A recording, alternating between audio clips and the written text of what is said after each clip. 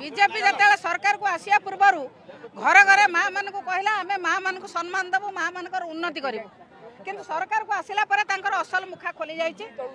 विधायक मान को ट्रेनिंग दि जाए जिते प्रकार अपमानजनक कथा अशालीन कथा महिला मान को कहुच्छी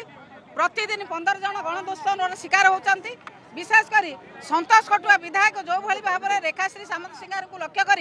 समस्त महिला जाति को अपमानजनक कथा कहते जी राजनीति कर कौन या कै दलर महिला मैंने कौन या करती कि दल कौन या ट्रेनिंग दि जाए कि दलर महिला मैंने कौन ये खराब काम संपृक्त कि ना से कथा कहते केमी महिला मान जो प्रकार भाव में अशालीन वक्तव्य देती आमर दाबी हूँ विजु महिला जनता दल तरफ दाबी हूँ जे संतोष खटिया को तुरंत गिरफ्त करा दलू बीजेपी दलू बहिष्कृत करा संतोष खटिया महाशय समस्त नारी जाति को क्षमा मागंतु एवं विधायक पदरू रिजाइन दियंतु।